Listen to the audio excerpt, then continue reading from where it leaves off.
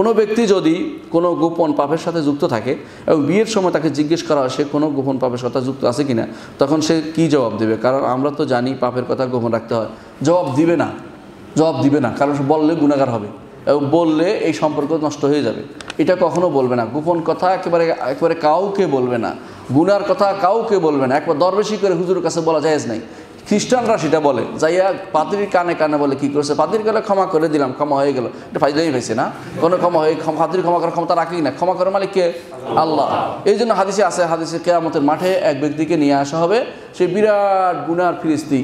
সে বলবে যে আর কোনো বাঁচার উপায় নেই। আল্লাহ বলবে তাকে কাছাতার তুহা এলাকা ফির দুনিয়া আল্লাহ নাস্তুর আল আল্লাকা, দুনিয়ার বুকে তোর গোপন করে রাখছে, আজও তোর গোপন করে দিলাম, যা চলে যা। আল্লাহ।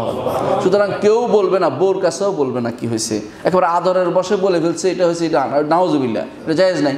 বউ স্বামীর কাছে বলবে না কি হয়েছে, এটা হলো গুনাহ, একেবারে গুনাহ, গোপন থাকতেই হয়। গুনাহ কোনোদিন প্রকাশ করার জিনিস নয়, জায়েজ নয়। এই জন্য গুনাহ প্রকাশ করবে না, কোনোভাবেই নয়। কিছু বললে বলবে যে এই সমস্ত জিনিস প্রশ্ন করতে নেই, মানুষের জীবনে অনেক কিছু আছে, তোমার ভালো কিছু সম্পর্কে আলোচনা করো। মানুষ গুনাহ কে না করছে, দুনিয়া অনেক মানুষ গুনাহ করছে, পেশায় যেতে হবে, ঘুরিয়ে যেতে হবে, কখনো সরাসরি উত্তর দেওয়া যাবে না, মিথ্যা কথা বলা যাবে না।